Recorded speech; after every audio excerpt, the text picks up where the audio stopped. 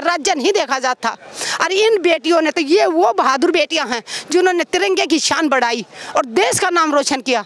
वहाँ जब जनगण मन गा रहे थे, तिरंगा ऊपर जा रहा था, तब सब लोग यही कह रहे थे कि भारत की खिलाड़ियों ने भारत की शान बढ़ाई है। आज उनके साथ सोच देखिए, इस वक्त हम लोग दिल्ली के जंतर मंतर में मौजूद हैं। पहलवान लगातार धरना दे रहे हैं और आज 7वां दिन है। हम आपको बता दें कि तमाम पार्टियों के जो नेता हैं वो पहलवानों का समर्थन दे रहे हैं। आज प्रियंका गांधी जी भी यहाँ पर आई थी, पहलवानों से बातचीत करके गई हैं और बहुत कुछ उन्होंने कहा है, बातचीत भी क्या है मीडिया से बातचीत करते हुए। लेकिन इसी के दौरान जो हमने देखा कि बृजभूषण शरण सिंह ने भी जो है आज प्रेस कॉन्फ्रेंसिंग की है और साथ ही साथ उन्होंने बहुत सारे जो सवाल भी उठाए हैं, उससे बातचीत करेंगे। हमारी प्रियंका गांधी जी आई हुई थी मैम, उसको लेकर के आप लोगों के मन में क्या कुछ चल रहा है, कैसे नज़ारा आप देख पा रही हैं? मैं उनका धन्यवाद करती हूँ, कम से कम उन्होंने हिम्मत दिखाई और बेटियों के साथ में आई।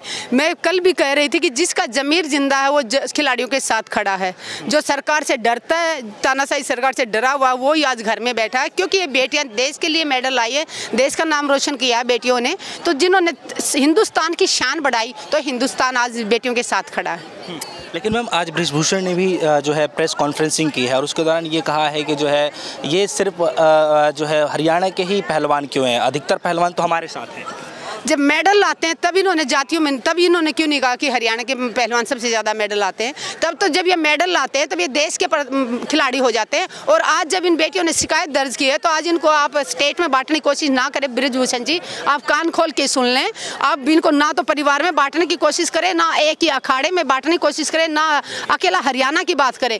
ये देश के लिए खेली हैं, देश के लिए मेडल लाई हैं और तिरंगे की सम्मान बढ़ाए इन बेटियों ने। तो आज आपके ऊपर आरोप लगे हैं, तो आप अपने आप को बचाने के लिए इनको एक परिवार में घसीटने की कोशिश ना करें। खिलाड़ी देश के लिए होता है, एक खिलाड़ी और एक जवान, वो हमेशा देश के लिए हमारे बॉर्डर पे खड़े हैं जवान, और ये खिलाड़ी जो तिरंगा का शान बढ़ाते हैं तो देश के लिए बढ़ाते हैं, ना कि एक राज्य के लिए। मैम वही कह रहे हैं ना, कह रहे हैं कि हरियाणा के बाकी खिलाड़ी तो हमारे साथ हैं।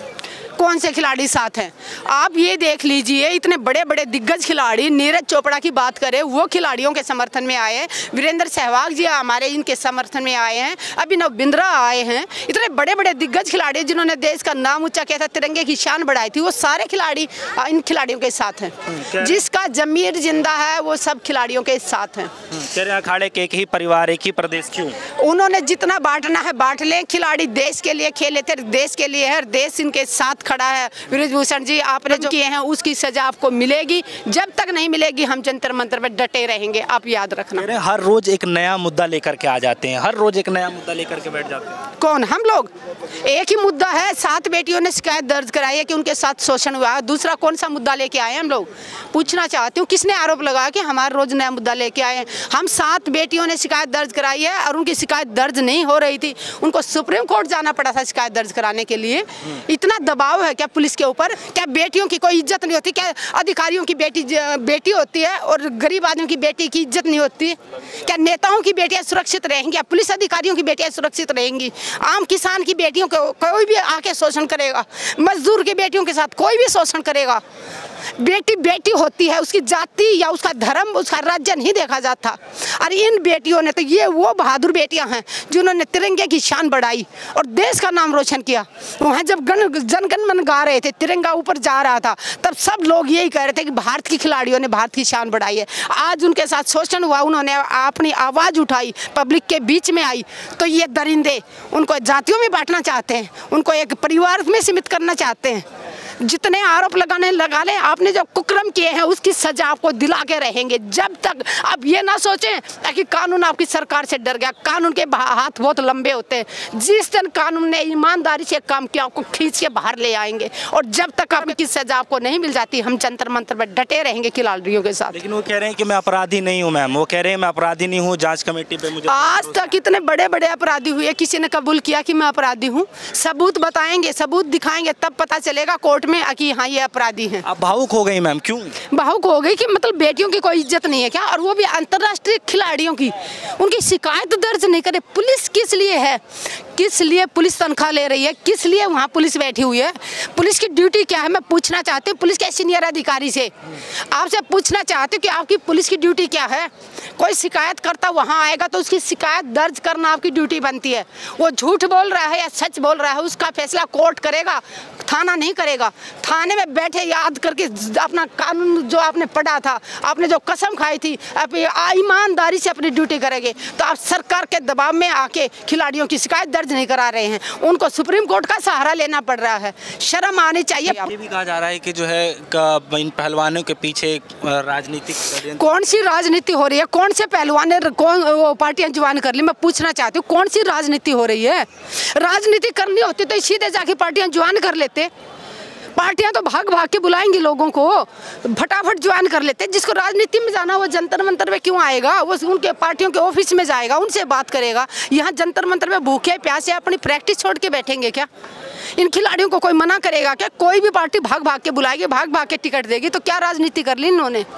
चलिए, सुप्रीम कोर्ट के उस आदेश के बाद जो है एफआईआर करने के लिए जो है दिल्ली पुलिस ने कहा है, अब आप लोग कैसे इसको देखते हैं? देखिए, मैं कह रही हूँ कि निष्पक्ष जांच होनी चाहिए, जल्द से जल्द पोक्सो एक्ट के साथ होनी चाहिए जांच। एफआईआर के साथ कॉपी भी मिली है पहलवानों को। जी, हम भी ये चाहते हैं कि जिसने कुकर्म किए हैं, जिसने अपराध किया हो, उसको उसकी सजा मिले और हमारी बेटियों को ताकि न्याय मिले। और आने वाले बच्चों को डर, जो दिल में डर पैदा हो गया है कि हम सुरक्षित नहीं हैं, अंतर्राष्ट्रीय खिलाड़ी सुरक्षित नहीं तो हम कैसे, तो उनका दिलों से डर निकले। अच्छा, तमाम बड़ी पार्टियों के जो नेता मंत्री यहाँ पे बार बार आ रहे हैं, समर्थन कर रहे हैं हमारे देश के जो महिला पहलवान है, चाहे जितने पहलवान धरने पर बैठे हैं, इससे कितनी मजबूती मिल पा रही है मैम? आप इसको कैसे देखते हैं? देखिए, जो खिलाड़ी यहाँ बैठे हुए हैं उनको जितना देश का समर्थन मिलेगा उतनी मजबूती मिल रही है आंदोलन को।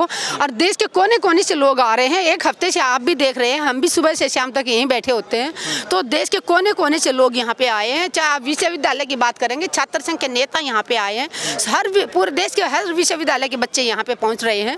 और उन्होंने फोनों पर मैसेज में भी कहा कि हम आपके साथ हैं, जब भी ज़रूरत होगी हम सड़कों पर उतर जाएंगे। लेकिन कल प्रेस कॉन्फ्रेंस जब किया गया तो इधर से जो पहलवानों ने ये बताया कि दिल्ली पुलिस पे भरोसा नहीं है। शायद क्यों, ऐसा क्यों? क्योंकि पुलिस आज़ाद नहीं है, पुलिस के ऊपर कहीं ना कहीं दबाव बनाया जा रहा है, इसलिए भरोसा नहीं है। लेकिन पुलिस को हम इतना मजबूर कर देंगे कि उनको निष्पक्ष जांच करनी पड़ेगी। जनता से बड़ी ताकत किसी में नहीं है। जनता जब अपनी पे आएगी, पूरी सड़कों पे आ जाएगी ना, उनकी कार्रवाई अच्छे से करेगी और उसको जो है गुनहगार उसको निकाल के सड़कों पे। आखिरी सवाल है मैम, आखिरी सवाल मेरा ये है कि बताया जा रहा है कि प्रधानमंत्री मोदी जी का जो है 100वां एपिसोड होने वाला है मन की बात को लेकर के, आप इसको कैसे देखते हैं, क्या कहना चाहेंगे? मोदी जी से एक अपील करूंगी, 99 एपिसोड आपने मन की बात की है, देश को सुनाई है, एक आखिरी एपिसोड आप देश के मन की बात सुन लीजिए, खास कर हमारी बहादुर बेटियों की। जंतर मंतर पे आएँ और इन बेटियों की बात सुने। अगर सच में आप 56 इंच का सीना रखते हैं प्रधानमंत्री जी, तो इन बहादुर बेटियों की आंखों में आंख डाल के आप बात कीजिए। हम तब समझ जाएंगे कि आप सच में दिल के अच्छे इंसान हैं। नहीं तो मैं यही सोचूंगी आप 56 इंच की छाती वाले नहीं, जो सिर्फ और सिर्फ पूंजीपतियों के इशारों पर नाचते हैं। चलिए, बहुत बहुत शुक्रिया। देखिए, इस वक्त जो है हम लोग दिल्ली के जंतर मंतर मौजूद रहे और लोगों से बातचीत करने की कोशिश कर रहे हैं कि दरअसल अब आगे क्या कुछ हो सकता है।